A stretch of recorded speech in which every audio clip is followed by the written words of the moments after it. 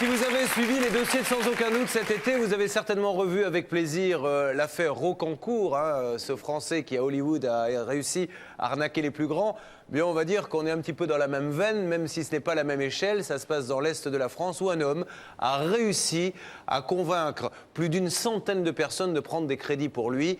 Les 100 personnes étaient persuadées qu'elles allaient être remboursées, elles ne l'ont pas été bien évidemment et vous allez voir que maintenant ces gens-là se trouvent dans une situation incroyable. Accueillons tout de suite sur ce plateau, si vous le voulez bien, Daniel, Serge et Marie-Lise. Daniel Schrim, accompagné de sa mère Marie-Lise et Serge Denu, habite Strasbourg. Il serait victime d'une escroquerie au crédit à la consommation orchestrée par un seul et même commerçant. Bonsoir à tous les trois. Merci d'être sur le plateau de Sans aucun doute. Nous allons voir un reportage dans quelques instants, donner des coups de fil par la suite. Donc, Daniel, vous êtes une victime. Oui, c'est ça. Nous avons votre maman à côté et Serge qui est président carrément de l'association puisque l'affaire a pris une telle ampleur qu'il y a maintenant une association. Combien de gens à la louche seraient victimes ? Disons, nous avons recensé plus de 100 personnes suite à l'aide de la presse locale et nous avons 65 membres au sein de notre association aujourd'hui. Et face à vous, une seule personne. Ce n'est pas un groupement de personnes qui auraient abusé des uns des autres, c'est une seule et unique personne. C'est ça qui est incroyable. Alors, comment fait-il ? Quels sont ses stratagèmes ? Vous allez voir que selon qu'il s'agit de la famille, des amis ou de voisins, il agit de manière différente, mais la finalité est toujours la même, récupérer de l'argent. Coraline Cortot s'est rendue sur place, a enquêté pour vous. Regardez. On travaille pour rien du tout. Jamais on part en vacances, jamais on fait rien du tout. Et maintenant, on doit payer un escroc. Il a fallu que je me batte contre cette personne. Et bien sûr, je me suis battue, je me bats encore. J'en peux plus. Simone et Marie-Lise sont à bout de nerfs. Un escroc a malheureusement croisé leur chemin. Aujourd'hui, ces deux femmes surmontent des difficultés financières catastrophiques. Pire encore, il a brisé leur vie. Notre couple est en train de se... à cause de ça, parce que mon mari me dit c'est à cause de moi qu'on est dans la merde. Je ne peux pas accepter cette chose-là. C'est trop difficile. Le temps que mon fils était entre la vie et la mort. Mais c'est vrai. Leur seul et unique soutien moral, un groupe de parole. C'est dans cette petite salle à Haguenau en Alsace que Serge Denu a fondé une association. Association de défense des consommateurs de l'IFI, bonjour. Chaque lundi, depuis un an, des personnes, toutes victimes du même homme, se réunissent. La convocation qu'ils me disent bien. Hein. Donc au départ, on était 4-5 personnes. Et suite à un article qu'on a mis dans la presse locale, on a eu, je crois, 30-40 appels dans la foulée. Et puis ensuite, il s'est avéré, par un deuxième article dans un journal quotidien, on est arrivé à plus de 100 appels sur la région de personnes qui se retrouvent dans la même situation que nous. Des centaines de victimes, une arnaque d'envergure nationale. Montant estimé de l'escroquerie, 1,5 million d'euros. Tout commence en 1998. Un homme que nous appellerons Jean-Gilles est commerçant en matériel IFI. Visiblement, l'homme veut développer ses affaires, il a besoin d'argent. Il s'adresse à Jean-Paul, un membre de sa famille. Il m'a dit que les Allemands, financièrement, l'ont laissé tomber parce qu'ils tenaient une discothèque en Allemagne, ils devaient faire affaire avec eux, et donc ils l'ont laissé tomber. Et il avait besoin d'un relevé d'identité bancaire et puis d'une fiche de paye, que je lui ai d'ailleurs donné parce que c'était mon cousin, je lui faisais confiance et tout. En plus, ce jour-là, Jean-Paul se prépare pour les funérailles de sa mère. Il est vulnérable, perturbé. Et ça, Jean-Gilles le sait. Je pensais que la fiche de paye et puis le RIB, c'était pour montrer à ces fameux Allemands qui devaient rentrer en affaire avec lui, d'avoir une garantie éventuellement derrière lui, quoi. Ce que Jean-Paul ignore, c'est que cet homme va trahir sa confiance. À partir de sa fiche de paye et d'un relevé d'identité bancaire, l'escroc présumé imite sa signature. Objectif, contracter un prêt au nom de Jean-Paul auprès d'une société de crédit. Finalement, je me suis retrouvé donc avec 3 crédits de 45 000 francs et un 48 000 francs quoi, qui ont été prélevés sur mon compte. Voilà. Jean-Paul n'est pas le seul à s'être fait berner. Les premières cibles de l'escroc, son cercle familial, des personnes qui le connaissent et lui font donc confiance. À quelques kilomètres de là, une autre victime, un autre membre de sa famille, que nous appellerons Monique. Elle témoigne à visage caché par peur. Cette fois-ci, l'homme n'a plus besoin d'une garantie, mais d'argent. Il me dit, écoute, je suis en difficulté pour finir la construction de la maison, tu pourrais pas m'aider? Alors je dis, bien sûr, je t'aide, il n'y a pas de raison. Monique accepte de contracter un prêt pour Jean-Gilles. Il s'engage évidemment à lui rembourser les mensualités. Elle est loin de se douter de ce qui l'attend. Ce n'est pas un seul crédit qui m'a réclamé, qui m'a fait. Il y en a eu 3. En fin de compte, il y en a eu un 4e. Les 3 premiers à 180 000 francs. Le 4e, c'était dans les 40 000 aussi, à peu près. Là aussi, l'escroc imite la signature de Monique pour contracter d'autres prêts. 4 crédits à des sociétés différentes, au total 33 000 € pour soi-disant achever la construction de sa maison. Mais nous avons retrouvé l'homme qui a dirigé ce projet. Le témoignage de Michel Jégu est édifiant. Je n'ai jamais été payé effectivement sur des honoraires qui représentent environ 120 000 francs. Alors où l'argent est-il passé? Entre Jean-Paul et Monique, Jean-Gilles a déjà touché près de 54 000 €. Mais il ne veut pas en rester là, il élargit le cercle de ses victimes. Après la famille, les amis. Mais là, pour gagner leur confiance, l'homme doit changer de stratégie. Sa tactique, amadouer sa proie pour mieux l'endormir. J'ai rencontré ce monsieur par mon patron.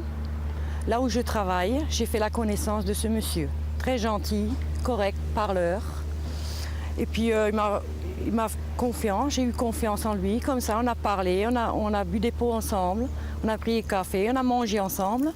Et puis petit à petit, on s'est côtoyés, quoi. Simone et son mari sont séduits par le personnage. Charmeur, beau parleur, mais aussi fin manipulateur. Car cette fois-ci, l'homme semble ignorer les problèmes d'argent. De l'argent, il en aurait même beaucoup. Il avait toujours de l'argent dans les poches. Il était toujours prêt à tout payer. Ce qu'on a mangé, ce qu'on a pris, boissons, tout. Il était toujours prêt à payer, quoi. Il a ouvert sa mallette, il y avait des liasses de 500 francs à l'époque. Et je vous dis pas combien, mais il y en avait beaucoup. Comment un homme aussi riche pourrait-il être malhonnête? Simone et son mari sont en confiance, l'homme passe à l'attaque. Il prétexte un problème de trésorerie passager et demande à Simone une fiche de paye et un relevé d'identité bancaire. Le piège se referme. Le résultat est dramatique. Simone se retrouve avec 3 crédits en son nom pour un montant de 26 000 €. Jamais dans un mauvais sens, on a pensé qu'il allait nous faire ça. Un prêt d'accord, dans un an on n'en parle plus, je te paye tous les mois. Et on s'est fait arnaquer avec 2 autres crédits sur la tête. Vous vous rendez compte? Je devrais payer en ce moment pour les 3 crédits plus de 4 000 francs. Francs français, excusez-moi. On peut pas. Je peux pas, je gagne pas ça. Et mon mari, il a dit, je me lève pas le matin à 5 heures pour travailler pour un con comme ça. Famille, amis, l'escroc est en quête de nouvelles victimes. Il s'en prend alors à un jeune sur son lieu de travail. Désormais, l'homme ne recule devant rien. Tous les moyens sont bons pour soutirer de l'argent. Daniel, le fils de Marie-Lise Schirm, en a fait les frais. À l'époque, il travaillait comme serveur dans la discothèque d'un ami de Jean-Gilles. Sa mère témoigne. Dans cette discothèque, près du bureau, il y avait le vestiaire où mon fils entreposait son sac.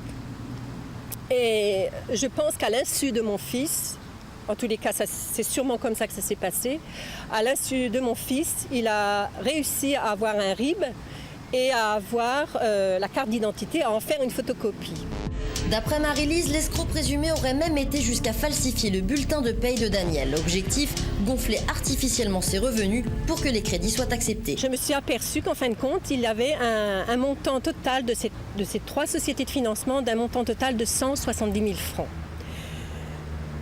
Je tombais des nues, évidemment, et... L'émotion est trop forte. Cette histoire rappelle à Marie-Lise un événement tragique. Quand elle découvre le poteau rose, son fils, victime d'un accident de voiture, est entre la vie et la mort. En plus de graves difficultés financières, cette escroquerie a eu des conséquences psychologiques dramatiques, plongeant certaines victimes dans la dépression.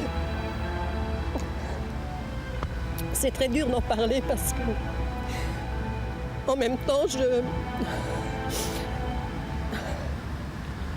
c'est très dur d'en parler parce qu'en même temps, je revis l'accident de mon fils. Plus d'une centaine de victimes sur le territoire français. D'après nos informations, l'escroc présumé aurait même sévi à l'étranger. Belgique, Allemagne, Suisse et sans doute d'autres pays encore. En France, les victimes ont attaqué l'escroc en justice. Une instruction au pénal est en cours. Résultat, en mars 2003, l'homme est interpellé. Verdict, 4 mois de détention préventive. Actuellement sous contrôle judiciaire, nous avons cherché à le rencontrer chez lui pour obtenir des explications. Bon, il n'y a personne. Nous apprenons que sa femme tient un salon de coiffure dans la région. Nous décidons donc, accompagnés de l'une des victimes, de nous y rendre dans l'espoir de localiser ce monsieur. Ils sont en vacances? Oui. Après quelques tentatives infructueuses, nous ne parvenons pas à joindre l'escroc présumé. Il s'était engagé à leur payer les mensualités de crédit, une promesse qu'il ne tiendra que quelques mois. Il a payé au début et puis s'est arrêté de payer brusquement. Voilà, et ça se traduit par une hypothèque sur ma maison. Et donc des mensualités à payer jusqu'en l'an 2011. Certaines victimes, comme Monique, ont pris le parti de payer. D'autres ne le peuvent pas. Résultat, les sociétés de crédit leur réclament de l'argent. Pire encore, l'une d'entre elles les attaque en justice pour complicité. Ça aurait été suicidaire parce que j'ai déjà 2 crédits. Si j'en contracte encore 3, je me fous la tête dans le sable, quoi. Si j'aurais été escroc avec lui, ben croyez-moi, jamais on aurait fait ça. On ne savait même pas qu'il était un escroc. Moi, je le pensais sincère et net. Aujourd'hui, toutes les victimes sont fichées Banque de France. Financièrement prises à la gorge, c'est surtout moralement qu'il est difficile de remonter la pente. J'ai maigri de 6 kilos et si ça continue comme ça, je dois avoir un psy. Je dors pas les nuits et rien du tout. Et dès qu'il y a un coup de téléphone, on sursaute. J'ose même pas ouvrir la boîte aux lettres. Oui, au pire, oui, j'ai déjà pensé au pire. Je voulais déjà me suicider. Le reportage était signé Coraline Cortot. Alors avant d'avoir des explications de nos avocats et d'essayer de joindre pas mal de personnes, il faut quand même voir le côté injuste de la chose, qu'on se fasse avoir. Malheureusement, cette émission montre tous les vendredis que des centaines, des milliers de gens se font avoir. Mais là, aujourd'hui, l'organisme de crédit se retourne contre vous. Donc non seulement vous perdez de l'argent puisque cet homme a réussi à vous faire prendre ce crédit, mais aujourd'hui l'organisme de crédit vous attaque. Comment vous vivez cette situation? Alors, plusieurs organismes de crédit, puisqu'il y en a 4 qui sont en train d'assigner les gens, puisque les contrats sont au nom de chaque personne, en train de les assigner et de leur réclamer de l'argent. Et vous, madame, qu'est-ce qui vous chagrine le plus dans cette affaire? Ce qui me chagrine le plus, c'est que j'ai beaucoup de mal maintenant, enfin, bon, et avant d'ailleurs, d'accepter ce qu'il a fait. C'est très très dur parce qu'il a mis des personnes, mon fils entre autres, mais il a mis d'autres personnes dans des situations vraiment épouvantables. Il y a des personnes qui se retrouvent avec des sommes faramineuses à devoir rembourser, il y a des personnes qui ont des problèmes au niveau de leur vie de couple, qui se retrouvent maintenant en instant du divorce ou qui ont divorcé. À cause de cette histoire. À cause de cette histoire. Et il y a énormément d'argent en jeu. Ce sont des sommes épouvantables. Quand on voit les personnes qui ont été arnaquées par cet homme, c'est incroyable. Vous, monsieur, rappelons, il vous a fait prendre un crédit de combien? En tout, il y avait 2 fois 60 et 1 fois 40. Donc ça fait 160 000 francs à peu près. Ouais. Aujourd'hui, je vous pose la question.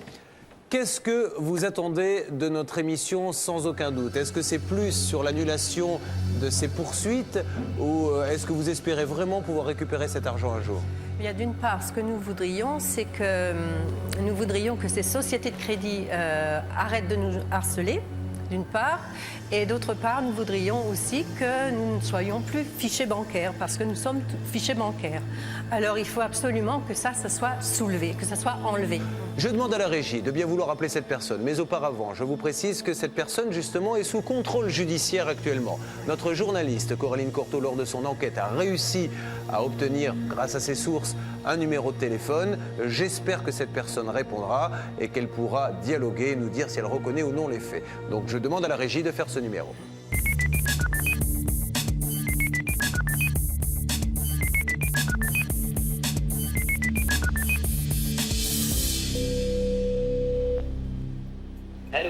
Bonjour monsieur, vous êtes...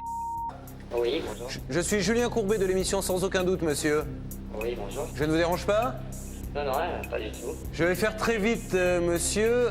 Je suis donc entouré de différentes personnes que vous connaissez certainement, hein, puisqu'il s'agit de Daniel Schirm, Serge Denu et Marie-Lise, qui ont été victimes, nous disent ces personnes, de vos agissements. La première question que j'ai envie de vous poser, monsieur, c'est est-ce qu'aujourd'hui, clairement, vous savez que ces personnes sont accusées par les organismes de crédit. Est-ce que vous reconnaissez, monsieur, les différentes manipulations que vous avez pu effectuer? Est-ce que vous pouvez nous dire aujourd'hui que ces personnes y sont pour rien? Julien, donc tout d'abord, je voudrais juste vous dire que donc, à l'heure actuelle, je ne pouvais pas me présenter à l'émission, chose que j'aurais vraiment voulu faire. Ensuite, je voulais également vous dire que ce que j'ai fait par rapport au financement, ça a été fait, c'est clair, avec l'accord dans bien des cas donc des différentes personnes. Et la deuxième chose, c'est que je regrette certainement ce que j'ai fait, c'est clair, hein, surtout de la manière dont ça va être présenté. Non mais monsieur, ce qui est important aujourd'hui, je sais que vous ne pouvez pas rentrer sur le fond de l'affaire et je ne vous poserai pas de questions là-dessus. J'ai bien compris, voilà. Mais simplement, dans la mesure où il y a des victimes qui sont aujourd'hui attaquées par les organismes de crédit, est-ce que vous pouvez nous dire tout simplement non, elles n'étaient pas complices, ce n'est pas une escroquerie qu'on a montée à plusieurs, c'est moi qui ai eu besoin de cet argent. J'ai été leur demander, ils me l'ont donné, parce que c'est ça leur problème aujourd'hui. Dans la plupart des cas, effectivement, j'ai dit la vérité comme elle se doit. C'est-à-dire qu'en fait, j'ai demandé de l'aide à des gens et ils me l'ont octroyé. Maintenant, c'est à la justice de décider quelles sont les parts de responsabilité de chacun. Est-ce que vous comptez rembourser ces gens, monsieur? Les gens à qui je dois de l'argent seront remboursés. Maintenant, il y a également pas mal de gens qui sont greffés dessus, ils vont en profiter de cette affaire. Et puis bon, ceux-là, bien sûr... autre chose, mais c'est pas moi qui vais décider, c'est la justice. Il y a une enquête en cours. Bien sûr. Et on va laisser faire la justice, bien évidemment. Maître Michel. Oui, voilà. Simplement, monsieur, vous avez pris des responsabilités très lourdes. Vous avez signé des dossiers, vous avez promis à des gens que vous les rembourseriez. Vous ne pouvez pas dire maintenant, on partage nos responsabilités. Ce qu'il faut que vous ayez le courage de faire, c'est de dire, je prends la responsabilité. Et c'est vrai que je leur ai demandé, alors qu'eux n'avaient pas besoin d'argent, c'était moi. Et dans certains cas, oui. Et dans d'autres, non, visiblement. Dans d'autres, non, bien sûr. Donc non, mais attendez, moi, cette affaire-là me pèse énormément. Je regrette de toute façon d'être rentré dans ce piège que j'ai créé moi-même. Hein. Mais il est clair que les gens à qui je dois de l'argent seront payés. Je ne suis pas un escroc, que ça soit bien clair. Sinon, je ne décrocherai pas le téléphone aujourd'hui. Mais alors, comment peut-on prendre autant de crédit de manière non intentionnelle? Une fois, je veux bien, deux, mais il y en a eu quand même, on n'est pas loin de la centaine. Je ne peux pas, ça c'est vous qui le dites, je ne peux pas répondre à cette question, il y a une enquête en cours, je le répète. Bon. Et vous n'avez pas le droit de me dire... Je ne peux répondre qu'à la juge d'instruction. D'accord. Et vous n'avez pas le droit de me dire ce qu'est devenu cet argent, monsieur? Non plus. Non plus. Bon, ben c'est bien dommage. Eh bien, je vous souhaite une bonne journée. Merci. Au revoir, monsieur. Au revoir. Bien. Comment jugez-vous, madame, ce que vous venez d'entendre, ce côté mea culpa, je paierai tout le monde? C'est trop facile. C'est trop facile. Je crois qu'il se retranche derrière la justice, derrière le juge d'instruction, derrière beaucoup de choses. C'est trop facile. Il n'a pas le droit de faire ça. Il y a trop de gens qui sont brisés, qui souffrent de ça et qui n'ont pas mérité cette chose-là. Je crois que je ne sais pas s'il se rend compte dans quel état il a pu mettre toutes ces personnes, mais c'est vraiment affreux ce qu'il a fait. Affreux. Il y a pas de... On peut pas... Il n'y a pas de nom pour un type comme ça, il n'y a pas de nom. Vous-même, ça vous a gâché la vie durant tous ces mois? Oui. Mais au point de penser qu'à ça, de ne plus pour rien faire à côté? Effectivement, on ne se rend pas bien compte avec... Allez, on va, si vous le voulez bien, maintenant passer, mesdames et messieurs, à la deuxième partie de cette affaire. C'est les organismes de crédit qui s'attaquent maintenant à vous, les victimes. Donc nous allons demander à la régie d'appeler l'un des organismes de crédit, car il y en a plusieurs, mais il y en a un visiblement qui est très virulent, c'est celui-ci que nous allons appeler. J'espère que quelqu'un aura le courage de nous répondre et de nous donner tout simplement sa position dans ce dossier. Je demande à la régie de faire le numéro.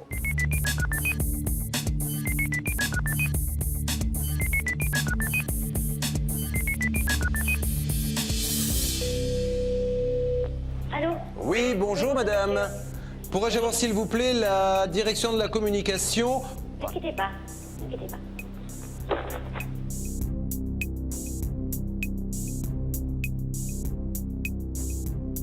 Allô?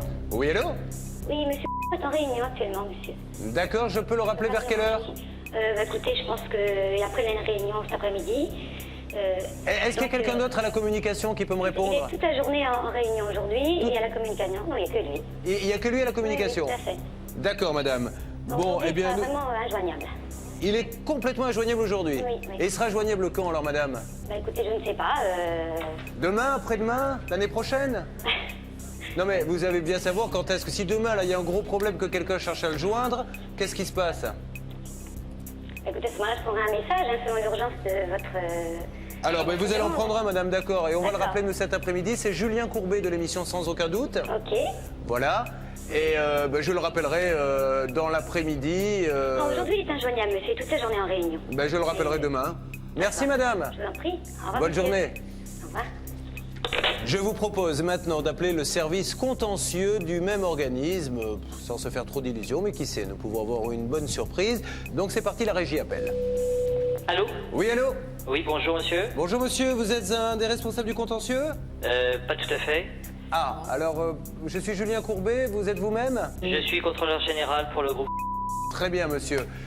Voilà, je vous explique, on essaie de comprendre ce qui se passe dans un dossier où une centaine de victimes, vous en avez certainement entendu parler, se sont retrouvées à prendre des crédits pour une seule et même personne qui n'a bien sûr jamais remboursé. Alors attendez, monsieur Courbet, moi j'ai besoin de faire un certain nombre de vérifications avant de pouvoir vous répondre. Tout à fait. Pouvez-vous me laisser vos coordonnées puis je vais vous faire rappeler? Bien sûr, c'est avec plaisir. Je vous les donne tout de suite, S'il monsieur, vous plaît. et je compte sur vous aujourd'hui. Tout à fait, tout à fait. Merci, monsieur. Voilà, mais ça c'est plutôt une bonne nouvelle. Je pense que cette personne va nous rappeler, enfin je l'espère en tout cas. Donc, Maître Fellonneau, qu'est-ce qu'on peut donner là comme conseil pour que justement, là, il y a 100 victimes, ce genre de choses? Le premier des conseils, c'est que par amitié, même lorsque l'on ne retire aucun bénéfice personnel, jamais, au grand jamais, on ne prête son nom, sa signature pour permettre à quelqu'un de faire quoi finalement? D'escroquer, parce qu'il a obtenu, on permet à quelqu'un d'obtenir de l'argent qu'il ne peut pas avoir tout seul. Donc c'est mon premier, je pense que ce sera mon dernier conseil, jamais par amitié vous ne faites quoi que ce soit. Il aurait fallu peut-être doubler cet acte-là d'une reconnaissance de dette pour qu'au moins vous ayez des moyens de prouver un peu plus facilement votre bonne foi. Après plus de 3 heures d'attente, nous sommes toujours sans nouvelles de notre interlocuteur. Nous tentons donc de le joindre à nouveau. Je vous propose que l'on appelle à nouveau la société de crédit pour essayer d'avoir un interlocuteur. Je demande donc à la régie de bien vouloir faire le numéro.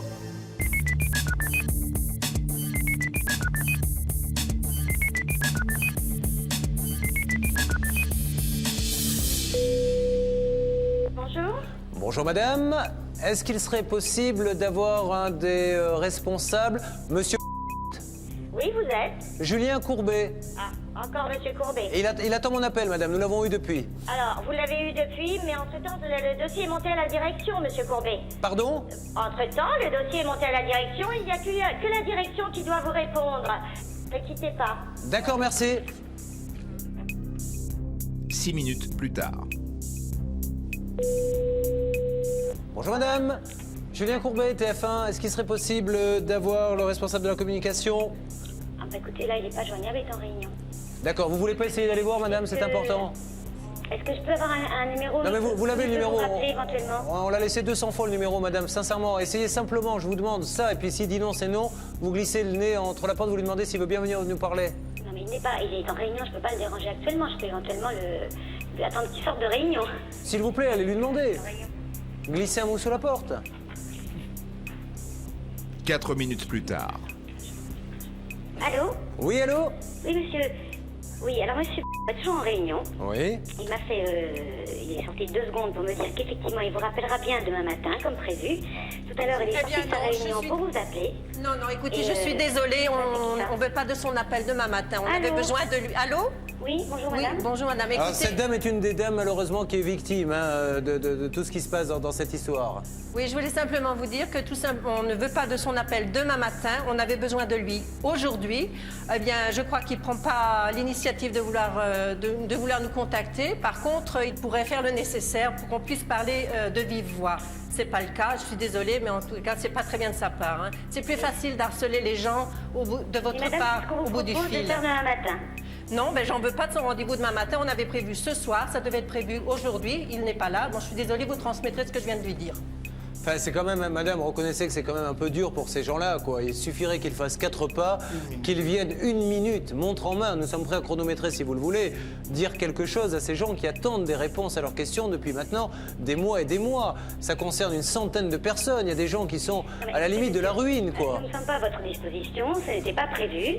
Donc on a prévu de faire ça demain matin, de vous rappeler demain matin, on le fera.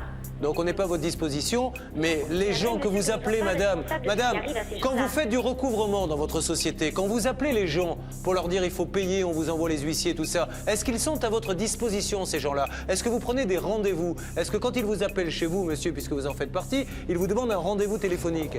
Ils vous appellent à quelle heure? Le soir, dans la journée, le vendredi, enfin... de travail. Juste, oui, oui. Est-ce que dans on ces est cas-là, harcelé en permanence. vous avez l'impression que ces gens-là sont à votre disposition, madame, quand vous agissez comme ça?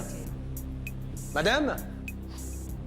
Bah écoutez, nous sommes disposés à vous parler, il n'y a pas de problème, ce sera demain matin. Monsieur. Bien, ce sera demain matin, d'accord, en présence madame. d'une personne de notre direction générale. D'accord, madame. Merci. Au revoir, monsieur. Au revoir. Allez, on continue, puis s'il faut rappeler, re-rappeler, eh bien on le fera aussi longtemps qu'il le faudra, d'accord? En tous les cas, on vous remercie. Merci à tous les trois. Ne soyez pas trop déçus, on continue pour vous. D'accord. Merci.